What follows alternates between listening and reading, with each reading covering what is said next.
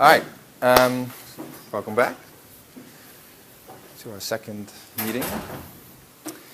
Before we get started, a couple of quick things, housekeeping, that I forgot last time, or that we didn't, that can we mention now. One thing I forgot to tell you, which is in the syllabus, but I want to tell you in person, just because it bears repeating. I have one rule that's sort of my most, my least sympathetic rule, maybe. I don't know if that's true. I hope that's my least sympathetic rule. Being that has to do with exams and assignments. When we have an exam or an assignment on the syllabus for a specific date, my rule is a very simple one. If you can't make it, that's fine. Let me know beforehand, and we'll reschedule. And there's no problem whatsoever. If you can't make it at the last minute because you were sick or something, or you were in an accident or something, that's fine, as long as you can show me that you're actually sick or you were fine. I need some evidence. If you just don't show up and later say, oh, something came up, I can't make it, but can I retake it? Then the answer is no. And if the answer is no, you get a 0 for that. So that's my least sympathetic, my hard-ass line. I have a little spiel I can do. Some people, you've seen it before. Why I do this. Do you want my spiel? So here's my spiel. My reason why I do is this.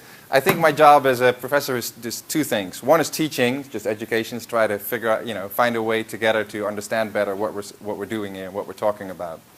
That's sort of the high-minded, ideal version. Then there's the more realistic, maybe, or everyday job that I have.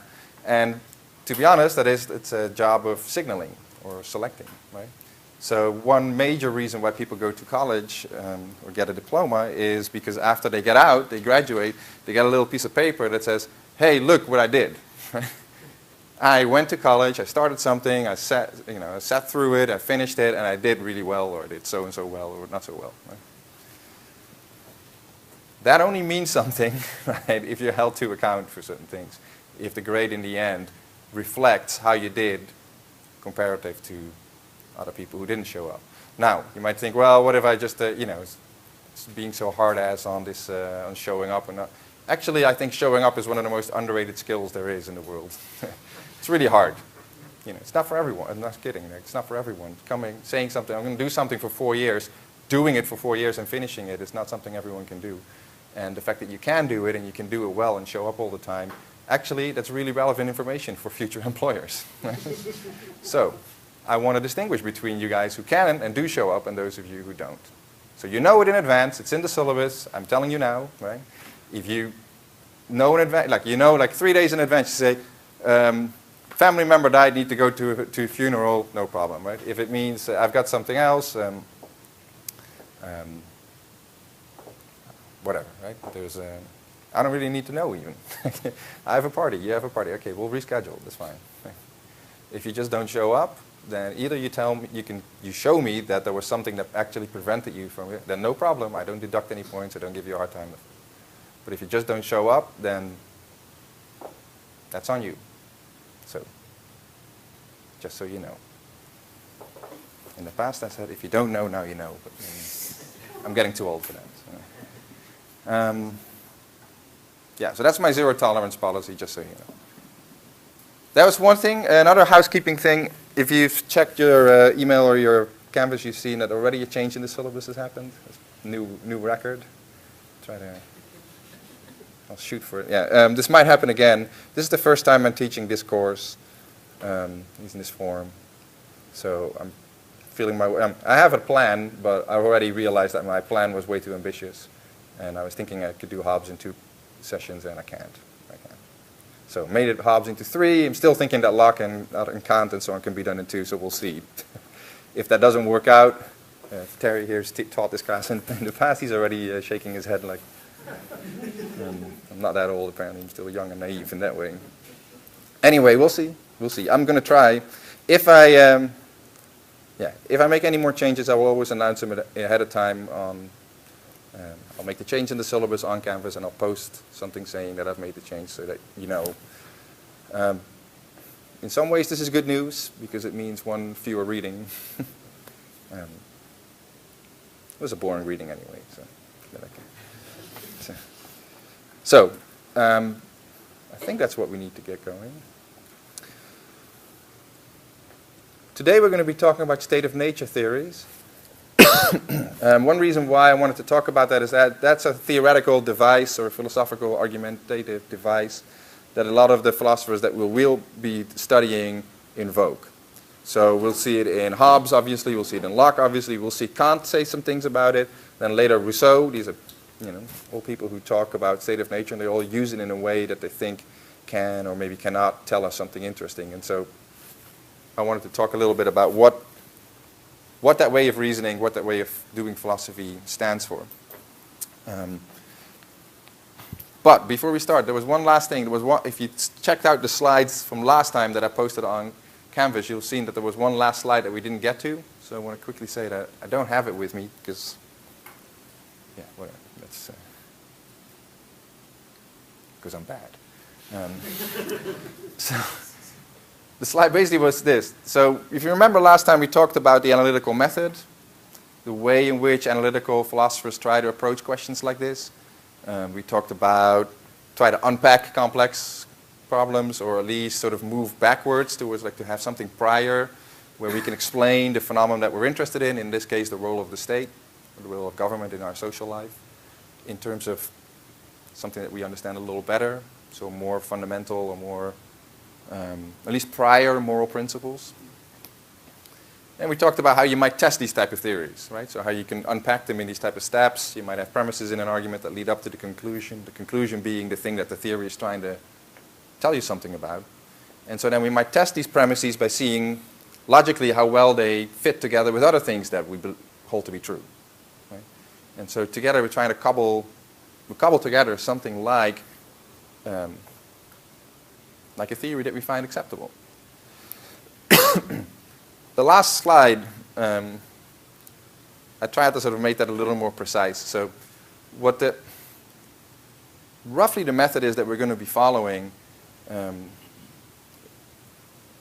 is one by which what we aim to do is find some type of coherence between as many and as important as we can, a bunch of statements, principles, oughts, as McDermott labels them, like things that we believe to be true or ought to be done and so on. So that they all sort of fit together, so that we get a pile right, of oughts and principles that is sort of the best pile that we can have. Right? You're never going to fit everything that you started with in that pile. Some things will have to go if it's going to be a consistent pile anyway. Right? So some of your principles that you first thought maybe you held near and dear might turn not to fit with that pile, and then that puts pressure on the principle. Right? Now, of course, if that's one principle, then you think, okay, well, maybe get rid of the principle so that I can keep the pile, right? The pile of the other principles and things that fit with those principles. Of course, maybe another principle, maybe second. Now we have two principles that don't interfere. Maybe still the pile wins. But at some point, too many things won't fit anymore to the point that the pile becomes suspicious, right? And then you think, well, actually, I have a bunch of statements here that hang together, but these they conflict with all the other things that I hold to be true, so there's going to be a problem here. That maybe the other things are so. This is very imprecise stuff, right? It's not going to be just like numbering, like, okay, I've got 40 here and I got 7 here, and so the 40 is 40 bigger than 7, so 40 wins. That's not always the way it's going to work, right? It's going to be also like, what is the kind of things that are here? Like if one of the principles, one of the 7 things is something like don't just torture innocent children or something like that. Well, that's a really important one, right? So it's going to be some sort of messy product of number and importance of the things that we try to save and to try to fit together. And then at the end of the day, we sort of step back and you scratch your head and you say, well, that's about as good as we're going to do. And yeah, that's kind of, so McDermott compares analytical political philosophy with science. And I made a case for why there's something to be said for that last time. But maybe in the back of your mind thought, like, oh, this sounds all well and good, Van der Vos, and it's not like science, is it? Now, in one way, it's not like science because this is, well, in a way, this kind of pile comparing is what scientists have to do as well, because some observations don't fit even with our best theories. but it's a lot less clear cut, I guess. There is a pretty serious element to what we'll be doing. That is just stepping back, scratching behind your head, and saying, well, this is kind of the best we can go with. And that's why we will disagree about these things. Why these disagreements are kind of eternal, right? Like a pile that looks pretty good to me might not look so good to you, and vice versa. That's not to say that there is no truth about this, right? We might just have a disagreement about which pile is the better. One of us might be closer to the truth than others. And I think over time, philosophers have made progress. If you go back to the old philosophers, they will say things that nowadays no serious philosopher will say anymore. So at least some of the bad stuff is going, even if we don't have one thing that's quite right anymore. You know, there's obvious examples. Aristotle said there are natural slaves, that there's this class of slaves. So no one. I guess if you're tenured, you could get away with it, maybe. But it's kind of like it's like professional suicide to say something like that as a philosopher now.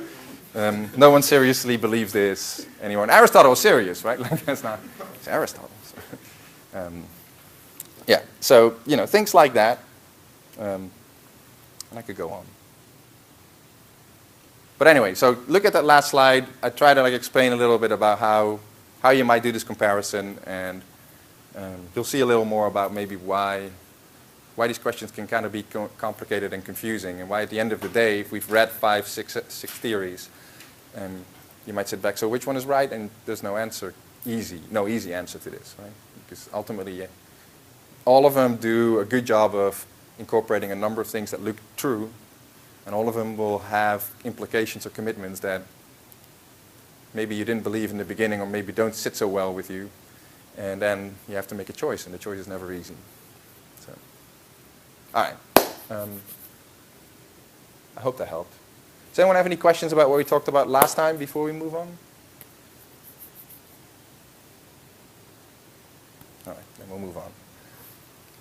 Oh, I have to do one thing. Hopefully you'll ask questions in the future, if not in the past.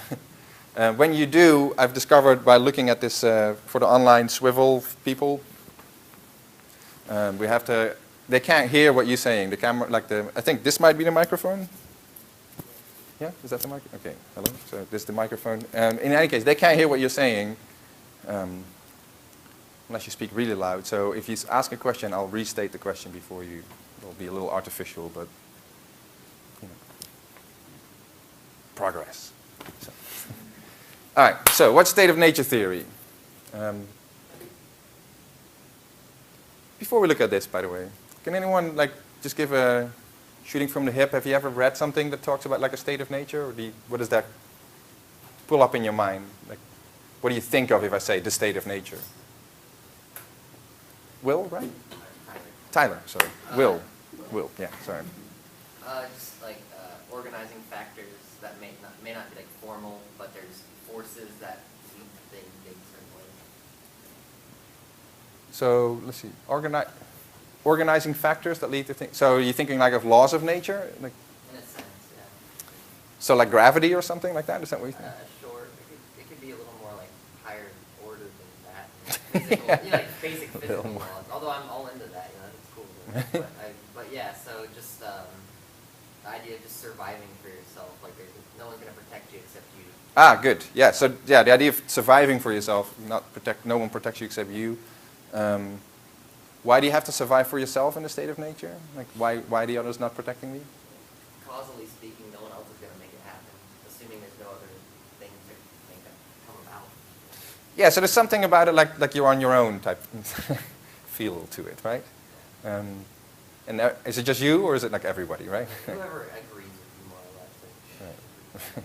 Or that's the people who can protect you. But yeah, it's everyone is kind of taking care of themselves. Yeah, so, yeah. What's your name? Alan. Alan. Yeah. I was going to say that it kind of reminded me of an organized anarchy, sort of, where there's no formal state, but everyone is still living by these mysterious rules that just sort of appeared, for lack of a better word. Because societies can't function if everyone's running around and killing people, so good. Murder would be forbidden even without state to say it's forbidden. Right, so yeah, we have organized anarchy, you said, so there's some rules to it. but we're not quite sure where they come from. Yeah, Nozick seems to talk about it that way, right? So Nozick talks about the state of nature as a condition in which people, there is no government, so the rules don't come from the government. But there are still some rules, namely moral rules, moral constraints, as he calls them.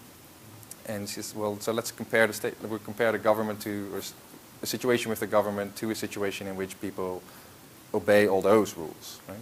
And he says, well, that's the relevant comparison. So we'll get to why he says it. Yeah, yeah, and then I'll get to you, Cameron. So what's your name, sir? Michaela. Yeah, kind of what you were saying, I think in sociology they kind of have the idea that there are three sort of moral state of nature laws, and one of them is murder, and the other is incest with immediate meanings, and one is something, but they're like universal through all of what they do So this, societies. so I guess these are like, so these, when you said like three laws that are common to the state of nature, murder, incest, so. Yeah, it's kind of one that wouldn't be on the puzzles, but they seem to think that it's in almost every society there's three areas seen as morally. Good. I'm understanding what you're saying now. Sorry, you had me on the, I was going on the wrong direction. So you're saying like the content of those rules would be no murder, no incest, and the third one that we can't think of right now. Yeah, Is that regardless of like the state telling you right? you can't do Right. this. Yeah, good. So look what we have, right? We have at least two different, both of you are on the right track, right? But we have two different, quite different descriptions of the state of nature. One being sort of unorganized anarchy, maybe, right? Like you're on your own and it's sort of fight to protect yourself and nobody else will do. And then the other one was a more ordered anarchy where there are some rules, maybe no murder, no incest, and some other things like that, right? Cameron? I was going to say that most of the time when we think of the state of nature, or even how a lot of philosophers describe it, it's more so a commentary on the human condition. Like you have Hobbes in one corner, you have Locke in the other corner. Locke tends to think that human beings are pretty good people, even though we have selfish tendencies sometimes. Hobbes is like, nah, human beings they're dirty people. That's why they live short, brutish lives. And so that's their whole ideas of state of nature. And of course, those two philosophers were very influential in the American way of enlightenment, I guess you would say. Yeah, good. So you have Hobbes and Locke are two of the most famous philosophers that invoke a state of nature. And they describe it very differently, right? So Allen has a sort of a Lockean state of nature in mind, and that's clearly what Nozick thinks too. Nozick explicitly invokes Locke. He says, well, let's do sort of the Locke game and see where that leads us. And Tyler is more the Hobbesian kind, which is a far more chaotic affair, right? We'll see next week. But still, they're both states of nature, right?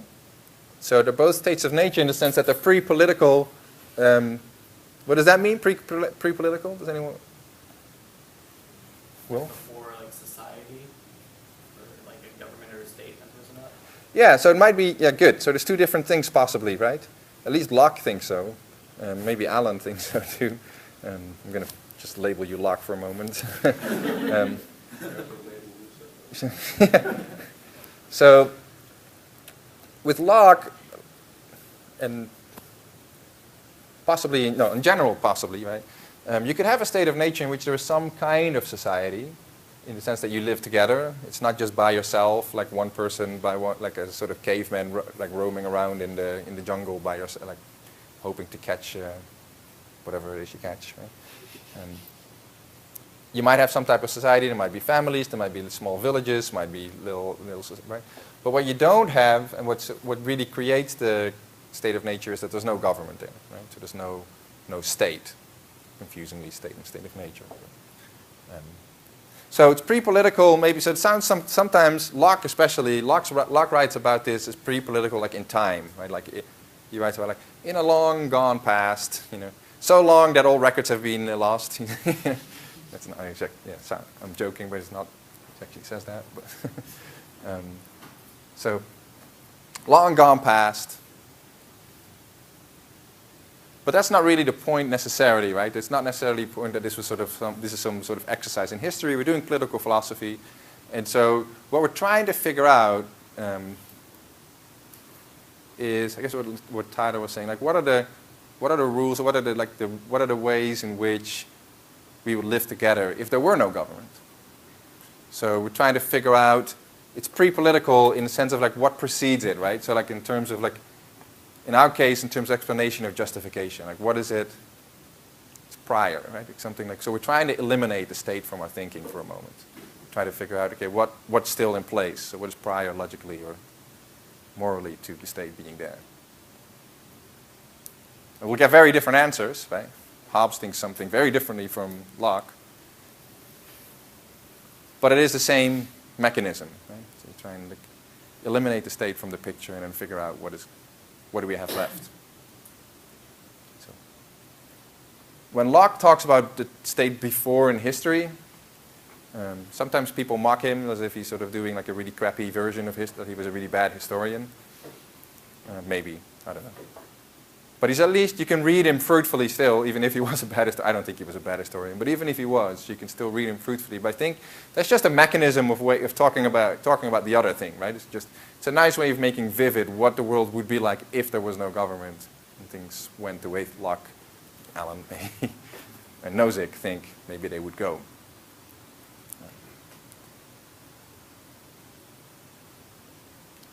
Why is it called a state of nature? Like, why nature? Kind of like whether Locke or Hobbes or anyone else is right, you're like innate state of being, like pre-state or pre-being exposed to anything else, or exposed to anything else, like the way that you would be naturally. I hate to use the word in the definition, but yeah, like your innate state of being.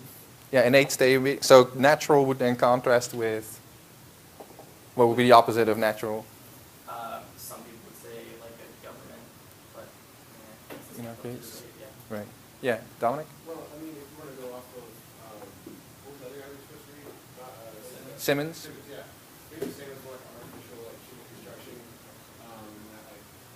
that is what makes governments like not natural, and the fact that we have to make this like unnatural artificial element kind of proves that like we do tend to fall like this their nature, and that maybe that's why it might not be necessarily like a good idea, and just try to pursue it and say, well, we've always done it this way because we haven't always done it this way, because this was like prior to this artificial construction that we had, we were in the state of nature. So I think that's why they say the state of nature.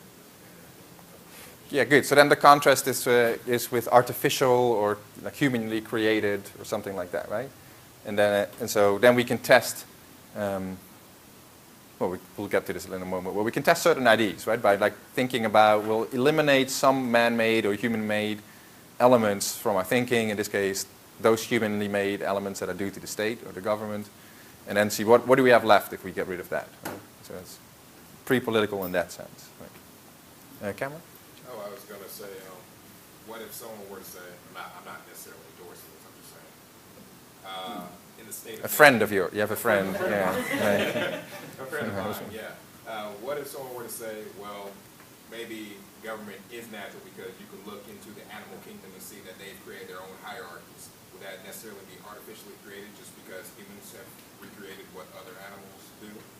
Or, because you see in nature, you see sort of like this establishment of dominance through different types of animals, so would that also be natural? I'm not saying I agree with this, I'm saying just something to throw out there. Yeah, good. So, well, we'll get to this. I'll get to this back to this in a second. But it is relevant because Simmons discusses the state of nature as an opposite to, or a way to disprove what he calls political naturalism, right? And so your version is a way of defending political naturalism, where you say, well, actually, you might call the government man-made, but actually it's as natural as anything else because in the animal kingdom you see very similar ways of social organization, and well, yeah, we'll get to that. Yeah, so state of nature, basically what we just said. So natural here contrasts with artificial or conventional, right? Just this old way of talking about it, but stuck. And so the state of nature lacks certain man-made or human-made things. In our case, the state or political society. Right? And so that's what we're abstracting. So it's a state of nature. Like, Doesn't mean that you can't have any chairs or something, right? Chairs are man-made too. It's just, state of nature can have chairs. You just can't have a government.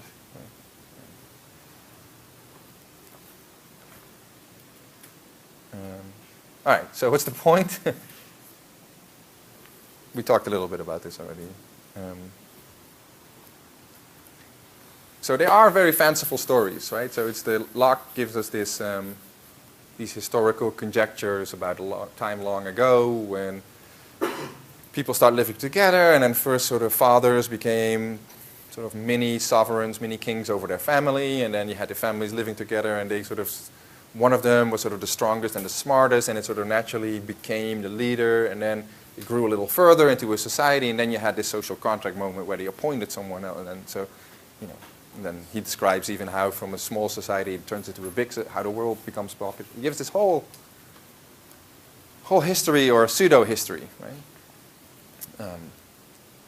Rousseau, so it goes from like realistic, Hobbes actually claims that his is pretty realistic in the sense that you can find his state of nature around the world sometimes. Terry was saying when we walked in that if you read books about, was it concentration camps? They're very Hobbesian. And sometimes, certain prison yards might actually be Hobbesian state of nature. Like civil wars can be Hobbesian states, and like maybe Iraq right now is pretty close to what Hobbes had in mind. So maybe that's, those may be. Now Locke, the way where everyone sort of is nice to each other and follows these rules.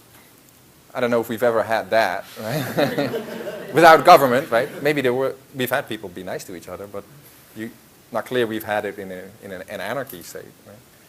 And then Rousseau has a very, very, extremely fanciful one. Rousseau says, well, again, way back when you had the noble savage. That's before civilization came, we were uncorrupted, and that's sort of a Garden of Eden type story. And then what makes us crappy is us living together in civilization. So it's the complete opposite of Hobbes, right? Anyway. But so this, maybe fanciful, maybe not so fanciful, definitely fanciful, and this is just this is really just fairy tale land, right? But why do we talk about this still? Why do we do enhance in more or less fairy tale or fanciful stories? Because, like we just saw, we're hoping to learn something, right? We're hoping to learn something by eliminating certain elements from our thinking. So, the situations are fanciful. The processes that they describe by which governments arise are even more fanciful, right? Locke says, well, you had this family, then the dad, and then the best dad in the town, and then these towns come together in a social contract mode. Hume mocked him for this. He said, well, when did that happen? Nobody ever came together and drew up a social contract. Right? Hobbes talks about a social covenant whereby all people in the society come together and as if they sign. Except all documents have been lost, right? Yeah. So Hume thought this is just stupid talk. So why, right? Well, so if we can learn something about the state of nature about government or people without government, then perhaps these type of stories by which the state come about, even though that never really happened that way, can tell us something too, right? Hopefully they'll tell us something about what might make these governments legitimate or justified. You have a fanciful story. If that fanciful story looks good, then maybe other versions that are relevantly similar to your fanciful story could be good as well. Something like that. Right? You can learn things that way. So, my point is, they function as thought experiments. Right? Does anyone know what a thought experiment is? You know one when you see one? Dama? It's kind of like an analogy people give, so they bring thoughts onto the world to switch them and keep parallel in a current situation. And if you can try to get issues that agree or disagree with this thought experiment, what they're trying to explain. So also get a thought experiment about the Algerian water example. So and not really just to demonstrate that free will should be written because of self-determination. They said that you should, poison the water, change these people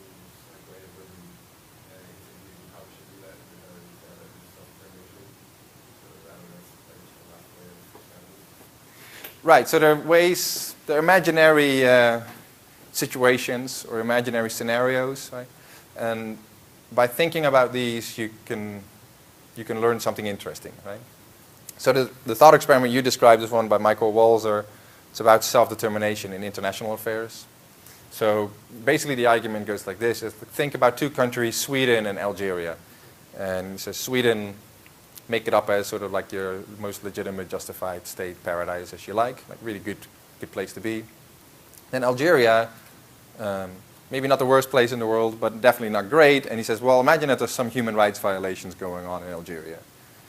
Now the Swedes discover, excuse me, this pill that they can dissolve in the Algerian water supply, and it'll basically brainwash these Algerians into stopping to be human rights violating Algerians and become nice, cushy, justified, legitimate, human rights respecting Swedes. Right? And Walzer asked, like, now, of course, there is no such pill, right? This is a make-believe story, but he asked, like, do you think it would be morally okay, permissible for the Swedes to put that into the water supply? He thinks you'll say no, right? He thinks you'll feel some resistance to this. And then he says, well, what could be the resistance? What could explain that you're resisting this? And he says, well, it couldn't be that you believe in human rights, right? Because human rights are going to get better if we dissolve the thing in the Algerian water supply. You might think, well, maybe there are some side effects to the drug. Just imagine also they tested the drug up the wazoo, no side effects, right? You might think they get upset from the change. Tested the drug up the wazoo, it actually wipes out like upset feelings too, or maybe like it has, whatever, right? Doesn't happen. Those things all don't happen. Do you still feel resistance? And he says, you probably still feel resistance, right? And if you do, that means there's something else that is a problem here. And he says it's Algerian self-determination. That's the only thing that it really could be. It's up to the Algerians to decide how they live together, even if it's worse than the Swedes. And the Swedes have to respect this. That's the argument, right? And so what he's doing is he's setting up this thought experiment. He says, look, you can make things better in every respect except the one that we're talking about here, self-determination. And if you still don't like it, that means you really believe in this one thing, self-determination, matters and can stop it, right? Can stop making things better in other ways. So that's a thought experiment, and Walzer tries to use it to pull out an intuition, something that you believe already in the back of your mind, maybe in a messy way, maybe in an unstated or tacit, like hidden way or something, but you believe it, he thinks, and we can figure that out, we can pull that out by the thought experiment. So what he's doing here is something, so it's called a thought experiment for a reason, right? So what do we do when we have an experiment? Well, let me ask you this. When you're doing a chemistry experiment, right? Two things together. And see if bubbles appear or something, right? You want to know what the reaction is between chemical A and chemical B, right? If you want to do it well, you try to get the test environment as clean as possible, right? So no sandwich eating over your test tubes, right? You know this from high school. Why? Why no sandwich eating over your test tubes? Control of the environment, control of variables. Controlling the variables? Yeah, good. So what do you mean controlling the variables? So that you know that any kind of outcome is going to be directly related to the variables you chose to put it rather than something else. So then you know the relationship between that outcome and the things you need to. Yeah, good. So you want to make sure that what you're seeing is the outcome of the variables you're trying to test, right? Yeah. So if I'm eating my sandwich, just like in practical terms, what's the problem? Could be your sandwich influencing the experiment. Right. So the crumbs might fall into one of the test tubes, right? And then I see a result, but then the result might be not my chemicals, but my sandwich that's doing this, right? And then I don't know. I'm trying to figure out something about the two chemicals, and I might conclude something not about the two chemicals, but about one chemical and one sandwich, right? And that's not what I was studying, right? Good. So you try to isolate a variable, right? Say, what's the reaction between these two compounds or whatever? And so that's the same thing that Walzer is doing, right? So he's saying, look, well, maybe you think it'll hurt them, you know? Like, no, it doesn't hurt them. Just imagine that it doesn't hurt them. Maybe you think they'll regret it. No, imagine that it doesn't regret, right? And so you eliminate the possible pollutants, the sandwich, the mental sandwiches, right? You're still with me? This works. So, and then to the point where you're left with one variable, self-determination, he says. And then he says, if you still believe this is a bad idea, then that variable is doing something, right? It has push, or like there's a blocking effect, morally speaking, a blocking effect here.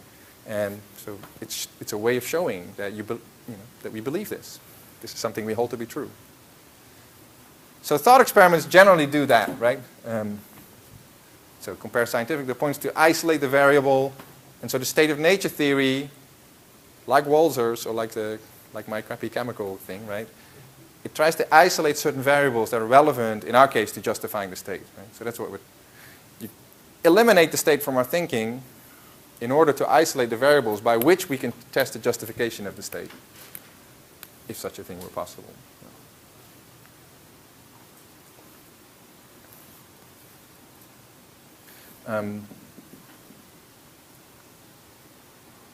I am pretty pleased with the pace at which we're going. But I wonder whether this might be too fast. Are you on board still? Does anyone have any questions? Is there something I've gone over too fast? Or is this whole thing bizarre and confusing? You know, it's okay if it is. I've confused people before. I won't take it. I won't take it to person. Every week I confuse people. You sure? Okay. If you do get confused and I forget to ask, are you confused? Tell me still that you are confused. Okay. All right. So what we're trying to do is to try to identify the natural, I'm putting that in scare quotes, right, parts of morality, basically the non-state parts, right? So the non-man created, non-human created state parts of morality. So it can be chairs, but it cannot be laws or judges or something like that, or police forces or military or something, right?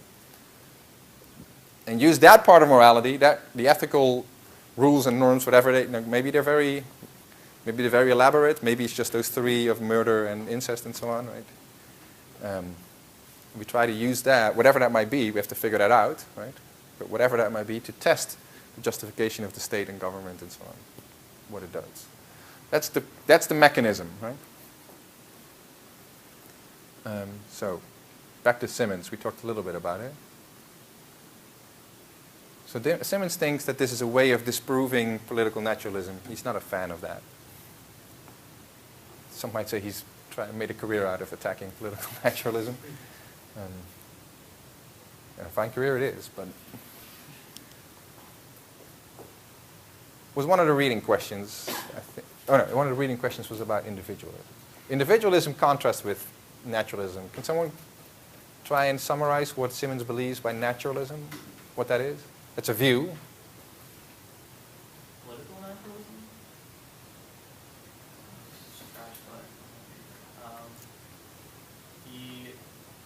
Wait, is this the same question as the individual? Well, it's the opposite of individualism, right? But yeah, it should be there. Well, his reason for saying that it was individualistic was I think that his exact phrasing was that a person's politics are contingent on their person, and I think what he meant by that was he was saying that we are first ourselves before we are our politics. Mm-hmm. And the problem with political naturalism is that there is this system, this thing that is just perfect, like a perfect system that everyone agrees on and guarantees justice. And he's saying that doesn't exist because it's not what we are. We're our people before we are our politics. So to have a perfect political system doesn't make any sense. Yes, you say we are the thing he opposes to political naturalism is what you're describing here, right? So you're saying, interestingly, you said we're ourselves or people before we are in politics or something. So that's in the sense that it's pre-political of state of nature theory, right? So before, in some way, some logical or justificatory or some explanatory way, we can think of ourselves kind of fully formed, right, as people who have a personality, who have a history, who have maybe a family, and who have morals. Simmons thinks for sure, right? Before we even start talking about government. Right? So all that stuff, he thinks, all the, your personality, your history, your family, your morals, right and wrong, all these things. We don't need to talk about any government, any laws, any judges, any police officers and so on, right? We can think of these perfectly without invoking any of this stuff. And so you have the state of nature as a way of showing that, right? Like, here's my story, state of nature, makes sense. People are doing all these lucky and moral, following the, yeah, it's ordered, was it ordered anarchy, was the word that you used? Yeah, like an organized anarchy. Organized anarchy, yeah, right. So it's an organized anarchy, right? So if we can make sense of that, then we don't have to talk about these parts of life as depending on the state. And so then we can use those things to test the state, right? We say, well, okay, yeah, the state wants to come around and boss us around and put its organization on it and end the anarchy part and make it more organized and tax us and imprison us and do all sorts of things, right? Is that okay? Well, Simmons thinks, well, we ask about ourselves before this take-up. Now, the naturalist, this is just his term, right? This is not a particularly common term. It's just he labels it like that. The naturalist thinks that's not right, right? You can't, that's a wrong way to think about it. So we think of a state of nature, right, as the natural part or the non-state part of morality. That's how I defined it there. Well, the naturalist says, actually, you can't do that, right? It's the same thing. The political is natural. So this was the point that you were raising, right? Like you can try and prove this by saying, well, look at other parts of nature, and you see politics all over the place. And what might be one way of demonstrating that you can't have, like, imagine your best state of nature. It will be a state in which there's some type of government going on. Okay? That's what the naturalist wants to say. People just don't, we're not built that way. And so whatever you're imagining in your mind, in the state of nature, it's not real people. Right? We're artificially constructing some version of people, but not the real one, not the real thing, not us. Right? If we did us, we would have a state. That's a problem for someone like Locke, right? Or someone like Locke wants to try to justify the state by appealing to this fully formed self. Right? Nozick wants to do the same thing. Right? Simmons for sure wants to do the same thing. Heck, I want to do the same thing. If these naturalists are right, if your charge is correct, then it's a hopeless project. Right? You can't really do that.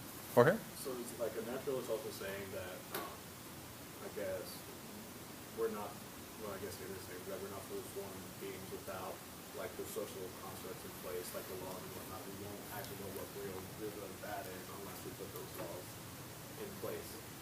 That sounds so powerful. Yeah, that's one version of saying it, that you're not truly a person, right? Yeah. It's, well, yeah, kind of, like conceptually or something. But you're not really understanding what makes us, what is essential to human beings if you eliminate the political part.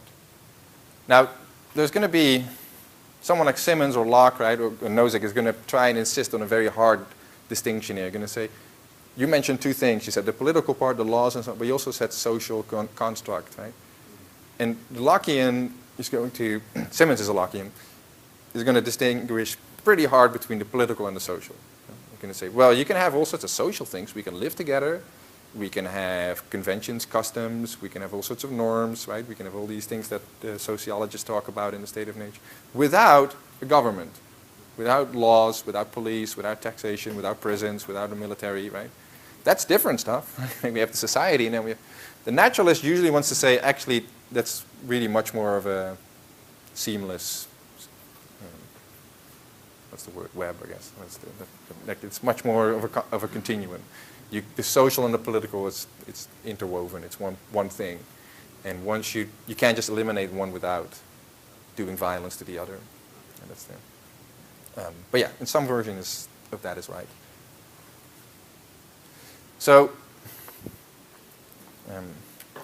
here's just to summarize this, right? So one version of it is this, that you can actually not really coherently think of people without thinking of them as political. This is Aristotle's phrase, political animals, right? So Aristotle believed this. Simmons refers to Aristotle. For Aristotle, it had to do with the good life. He thought the best way morally to live is to live together in society, and not just any society, but in political society. Because he thinks we can sort of together, through our political and social life, we can the formal story is we can exercise our practical reason in a way that's superior, because you do it together.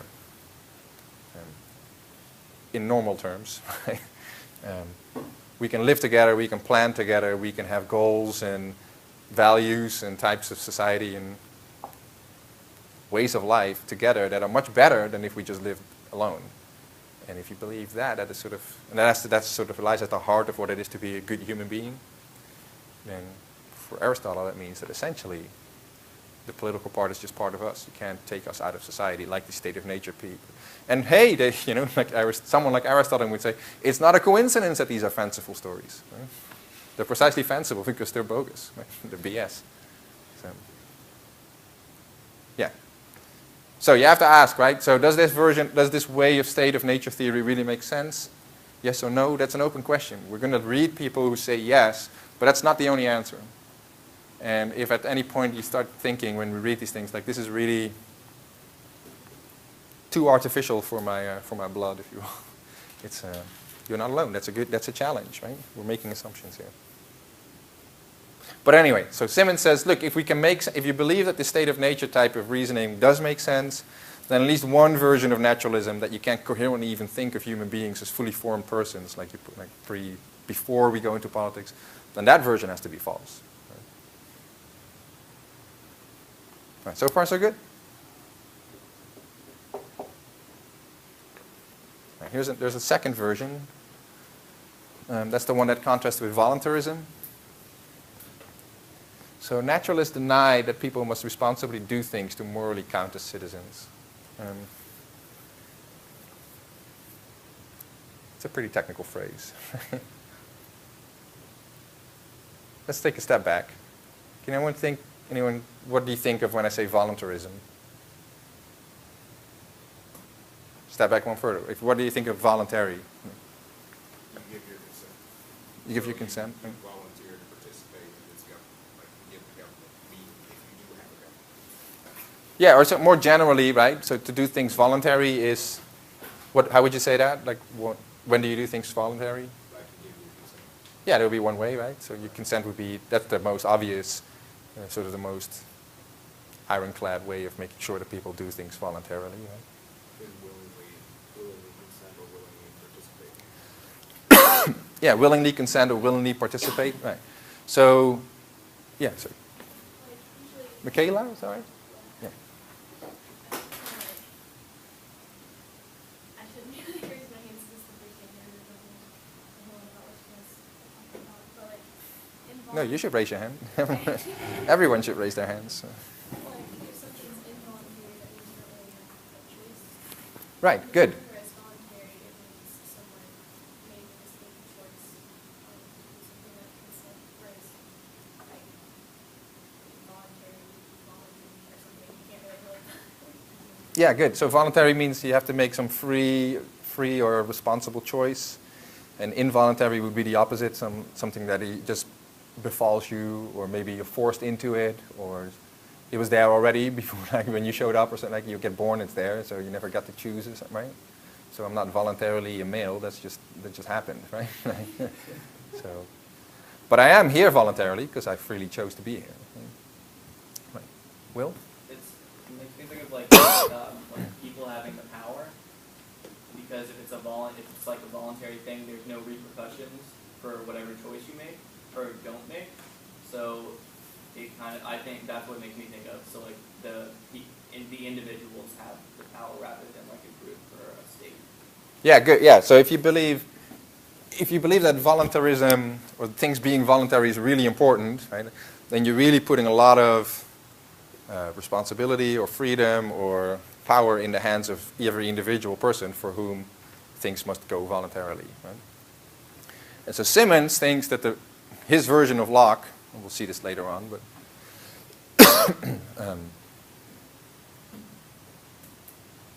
his version of Locke, it's not Locke's version of Locke, but his version of Locke, puts this voluntary stuff, takes a really strong version of this voluntarism, right?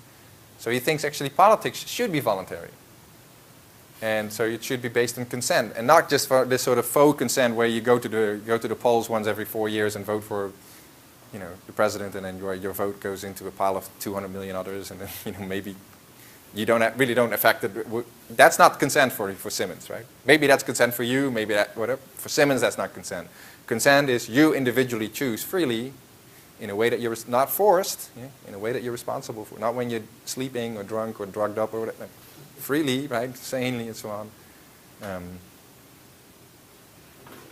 You say yes, right? Just like if you go into surgery, they make you do a consent form. Then, are you sure? Yes.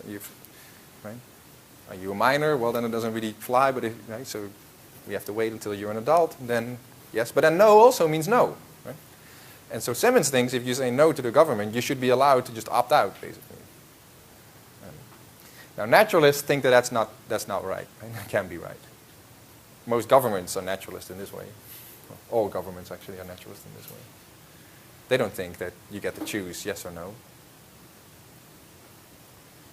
Locke is funny, we'll see this, but Locke writes as if voluntary stuff matters a lot. He talks about consent all the time, but then he also thinks that everyone who lives under this government is a citizen. So it's impossible for you to opt out except to emigrate. Which is a bit of a puzzling solution, because you're going to emigrate where? Well, somewhere else where there's a government, and then that, right? It's not that voluntary.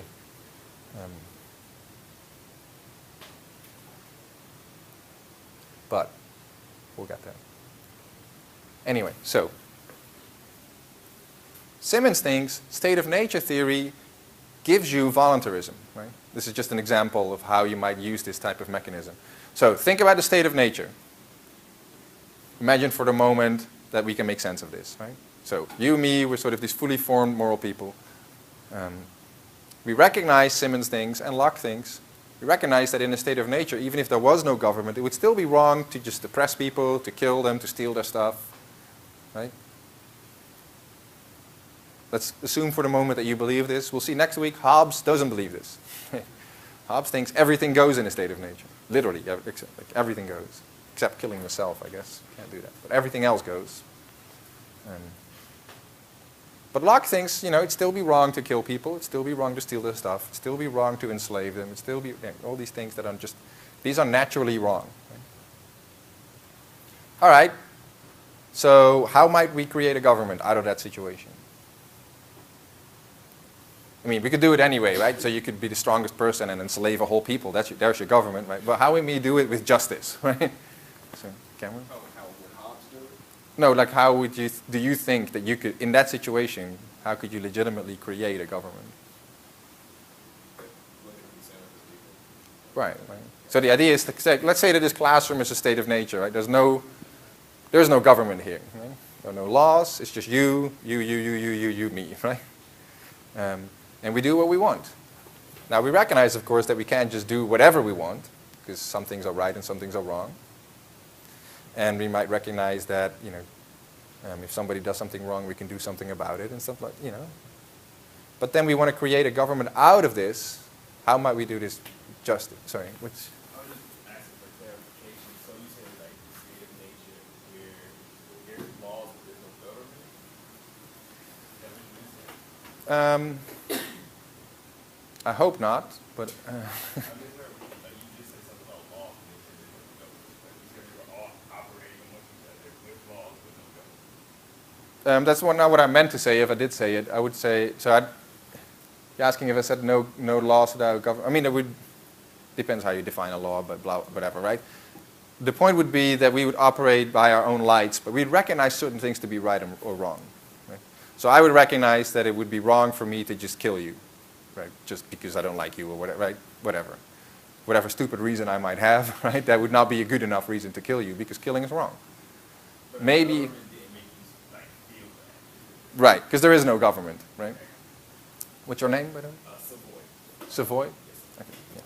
Yeah, so there is no government, so they didn't tell me to not kill you, right? So I'm not killing you because, well, in Locke's case, because I recognize this is part of what God wants, or God's plan.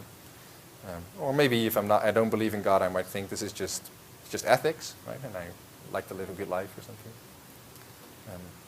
So how might we create a government, right? So here we're together, and it turns out actually we have a bit of a skirmish, right? Like, things don't go as nicely because we all have slightly different views about, this is the standard story. How might you create a government? Simmons says, if I want to be the boss, I want to tell you all, like, hey, this could be much more peaceful, much more ordered. It's going to be better if we have a government and some laws. and I'm going to be it. I'm going to tax you guys. I'm going to come up with some rules. I'll have a court in which I'll be judge. I'll tell you what you can and cannot do. It's going to be much better. Okay? Right. And so how, I could do it if I had a bunch of guns, right? I could do it and just tell you anyone who speaks up, I would get shot, right? Something like that. But that wouldn't really do much to me to justify my position, right? It would just make me worse. Right? Like, sounded a little presupposing on my part, and now it's just presupposing with guns. So that's not better. That's worse. Right? So the way to do it, Simmons says, is consent. Right? If I ask you all, and you say, hey, do you think this is a good idea? Yes, I think it's a good idea. So just say, yes, Will says it's a good idea. Yes, Terry says it's a good idea. Right? Alan says, right? We go around. Everyone says yes. There you have it. Right? That's a good story. Right? And so Simmons says, well, that's really, Simmons goes over all the other stories and says all the other stories are crappy stories. This is the only good story. Not everyone believes this, but Simmons does. All the other stories are crappy. This is the only good one. And so that's how you get voluntarism. Right? The only way to justify government is to make it voluntary, he thinks. And that would be true in this imaginary state of nature. And that tells us something about our actual government. We never were in a state of nature, and we never had that social contract. But the moral rule is still the same. For that government, the actual one out there, to be justified, it better be voluntary the way that this example, this experiment that we just ran, right, would be voluntary. And if it's not, then it's an imposter. Right? It's illegitimate. You should go home. Leave us alone. Yeah, Will. So would that apply only in a unanimous way, or if you got like a majority? So if you said, as a rule, can we all agree like murder is wrong? Would it need to be a majority, or would it need to be a complete unanimous, yeah, no murder? Yeah, it should be a majority or unanimous. The standard Lockean story is the first founding moment should be unanimous. So you should all unanimously agree, I can only rule or govern over all of you, or if it's not me, someone else. Right? But the government can only govern over us. Sorry, the government can only govern over people that have actually freely consented. Now, once we've created it, we can set up any way if we do. We can make it my dictatorship. Right? You can all say, I consent to you governing over us by your own will. But probably if we're smart, right, we'd say maybe you don't trust me, or maybe you trust me now, but not 10 years from now if I had absolute power the whole time, right? You might think we have maybe we come all together once a month, and then we decide things, and then we don't want to have unanimity because nothing would get done, right? So then maybe there is lock things, then we have majority rule. But the founding moment would have, if you believe in voluntarism, the founding moment would have to be unanimous. Because otherwise, let's say justice doesn't want to be part of it, right? Everyone else, we all say, so yes, yes, yes, yes, yes, yes, yes, yes, yes, yes, yes, yes, no, right? So we could all say, well, there's, I don't know, like 17 of us, and then there's 18 there, well, tough luck for you, we're just going to force you to play by our rules. How is that any better than if we did it to 2 or 3 or 4, or if I just did it to every one of you, right? Like if we take him seriously as a free person, then he gets to say no. At least that's the Lockean story. Now, if he doesn't get to say no, right, we need to know why. But look what we're doing, right? This is a way of doing state of nature theory. Because we're thinking, like in this imaginary state of nature here in the classroom, does he get to say no? And if you believe that he gets to say no, then you believe in this type of voluntarism, right? Then really each and every person freely gets to choose. Now, if you don't believe that, then maybe you have or you need to tell us why, right? And you're building a different theory now. Savoy? I don't know, you can bring the question to me, like, is it the right to say it or for it to be heard? So, like, for your example, like, you said, if the one person said no, like, yeah, they could say no, but if you don't honor that no, then it's still fire. Yeah, well, good. The right to say no will have to be more than just saying the words, for sure, right? So the no will have to mean something. And when he says no, it will have to mean that we leave him alone, right? At least if you believe in voluntarism, right?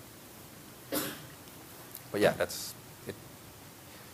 The right to say no will have to be more than just a free speech thing. It will have to be some type of dominion or control over yourself and your person and your freedom.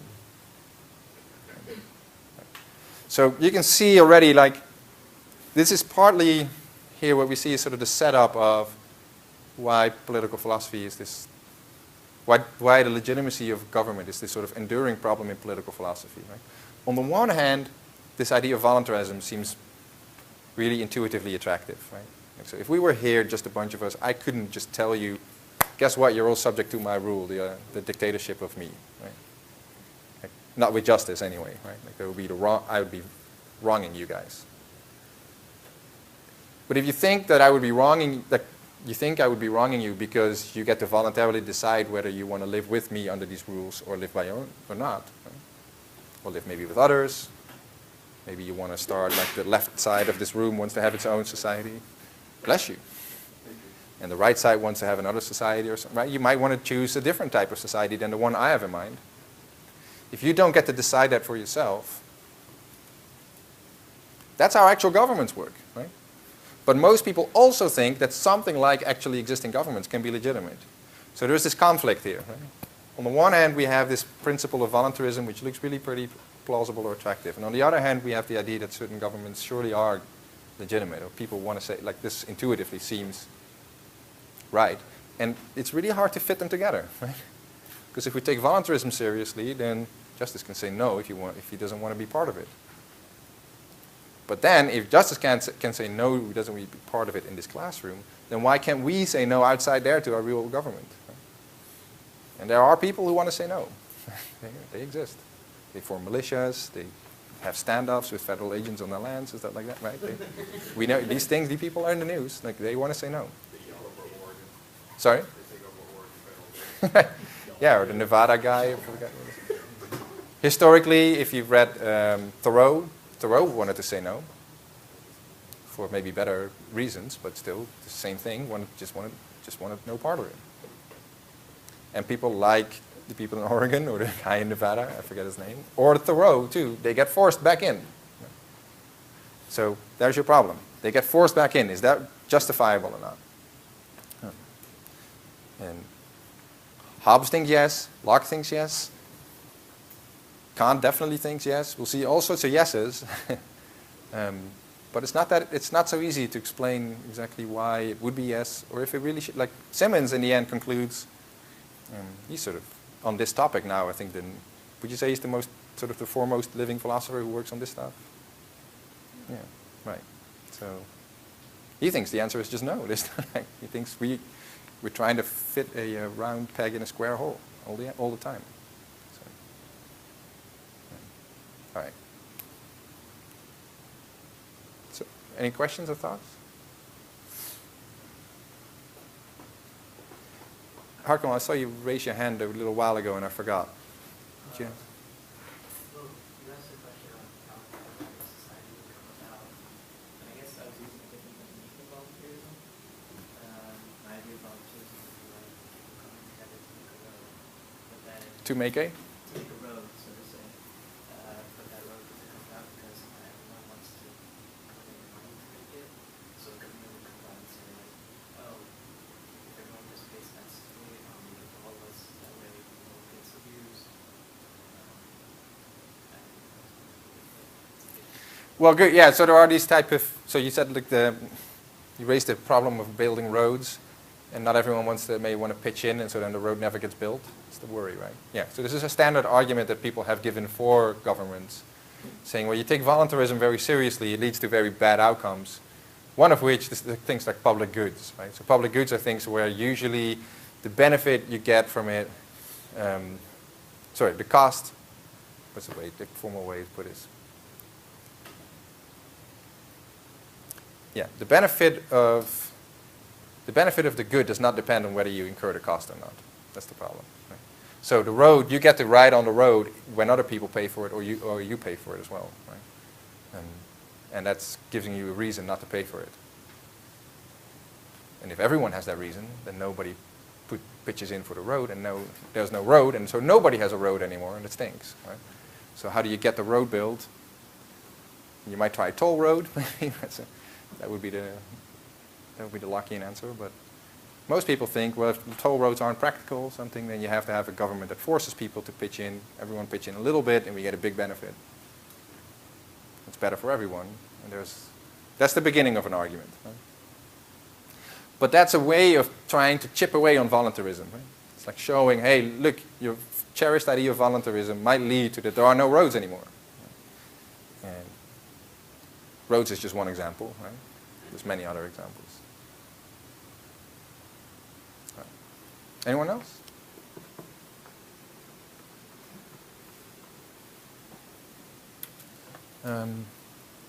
Yeah, Nozick sees this too, right?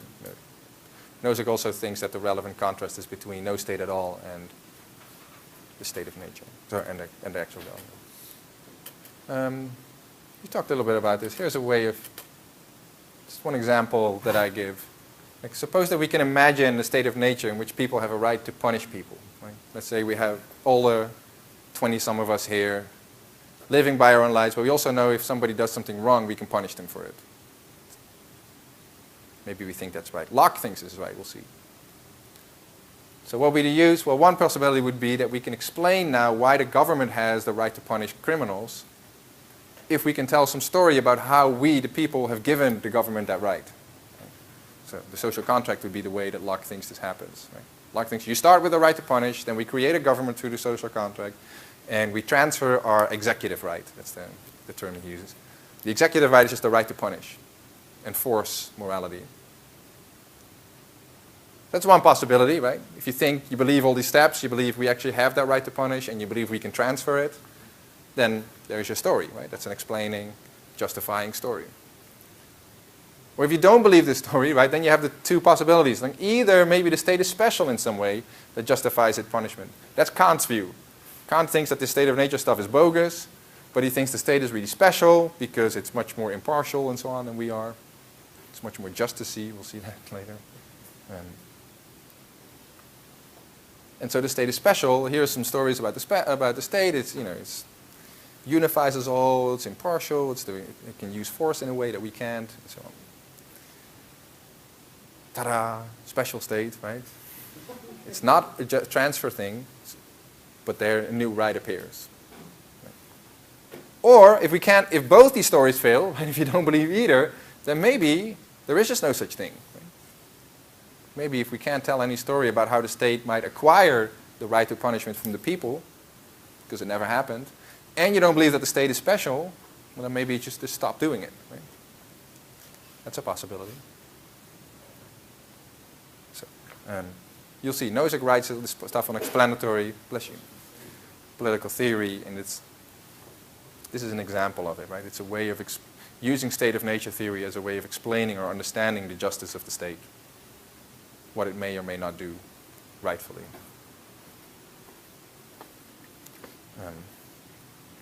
So you try to test politics against ordinary or like the non-natural moral ideas and find out what properly is properly. Yeah, that would be pretty good. What, if anything, is properly the subject of politics. All right, last thing. This is another, we talked about the other two reading questions already. Here's the last thing. This will be the question.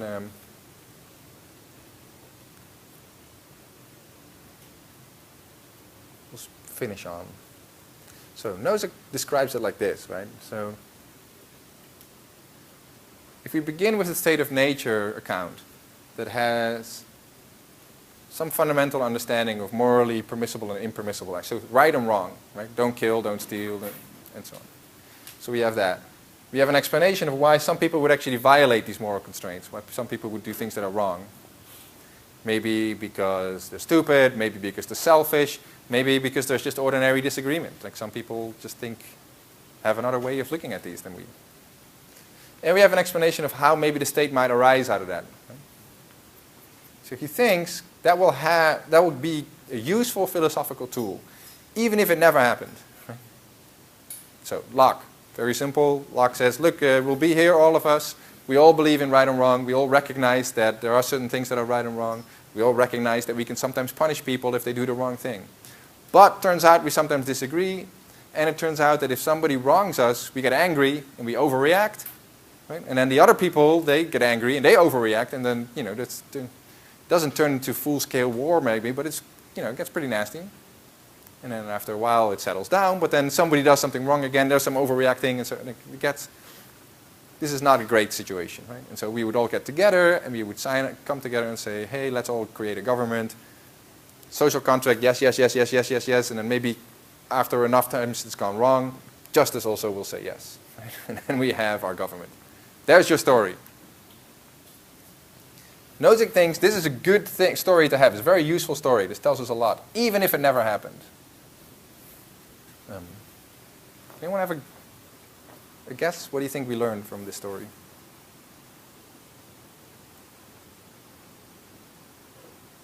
Seems like it yields our own inclinations about the state and kind of find a common denominator amongst everyone, I guess. Find a common denominator? What do you mean by that? Like, you know, when you take away the government and then look and compare all these moral inclinations we have regarding how government would work, and then if you compare and contrast, like, you know, what's the common denominator? What do we all share? Then that's what it would yield. I guess that would be valuable. Yeah. So we come together. We have we have a number of views, some of which we share, and then we've learned that from the story. Is that the idea? Cameron? I guess how many standard deviations is this fanciful world away from the real world? And what lessons can we take away from that? So what are the lessons? I guess figuring out, I guess later on when there was just how much government is enough government for us to be satisfied with so that we can enjoy maximum amount of freedom of the state of nature and just have enough government to protect the rights that you can get from the state of nature, I guess. Good. Yeah. So you learn maybe how much government would be enough, or is necessary. Right. Yeah. Or no government at all. Right. Yeah, and then if this situation, the further removed, however we make sense of that, right? The further removed this situation is from the actual situation, maybe the more, or the less interesting it becomes in that sense, right? The less directly it tells us something about what the limits of government should be or something, right? Well, also, like what Cameron said, and before we learn it all, to me, what we learn out of this is, well, there needs to be at least some sort of government. Like there's at least making special that we're learning. That, okay, you might not think that the government is super powerful, but through all of these stories, we're learning that like, there is some mental threshold that we do kind of need, regardless of whatever textbook story kind of like the biology or the one we want to buy to describe. Like we're all kind of getting the same point. Like, there needs to be some kind of defining factor that like we all can like adhere to or give to something. Yeah, good. So you might learn what's the best case for government or something, right? What are the reasons for which we have this thing? We might learn what might justify it once we recognize those reasons, right? Because by seeing like how it arises out of the system, out of the situation, we might learn what is an acceptable way for governments to arise, and so maybe what are the standards to which we can hold the government, right? So, yeah, Alan? I was going to say, going off of what Dominique said, it's a lot like a pseudo-state. Like you said, there has to be some kind of structure, like I said earlier, like an organized anarchy. So there's not complete chaos, because that's detrimental to society. No society can function and survive very long if everyone's just doing what they want and infringing on people's rights, things like that. So there has to be some kind of structure, even if there's no actual state. Right, good. Yeah, so there has to be, yeah, even if there's no actual state, then there would have to be some type of structure. So even that was the pseudo state that you were talking about? Yeah. Right. Yeah, so even in that situation, I guess we would build or construct some type of facsimile, right? Like something that would be a placeholder of do the same, get us much, maybe not all, but much of what we need out of it, or want out of a state. Right? Yeah. Yeah, it's a startling phrase. He even italicizes it, right? Like even if this never happened, it's still useful. All right. Any finishing questions? I did have a question about the 500-word assignment. Did you want us to reply to that online, or did you want us to type it and print it out? I'm probably going to I'll try to make a thing online under assignments so that there is an essay entry box where you can just put it in there. But that if I succeed, I'll succeed today. If not today, like tomorrow morning, I'll put on an announcement that I failed, and then you can either email it to me or you can bring it in a printed version on Tuesday. Either way, it'll have to be in my possession by the beginning of class on Tuesday. And I was under the impression that it was due today. Oh, really? So you have yours today too? Okay. I was hoping I wasn't the only one. I have mine printed out. Do you want it now, or do you just want to wait? It's up to you. Like you are still in possession, so you get to transfer it to me whenever you want. No, it's due on Tuesday, so you're ahead of the game. But yeah. All right. Anyone else? Well, one last thing. So I tried white last time because it didn't show up properly, I thought, on the camera thing. I did dark this time. What do you like better? This is better? Does anyone prefer the white background last time? This is better? Okay, I'll see. Unless it doesn't show up at all, then I'm sorry. All right. Thanks. See you on Tuesday.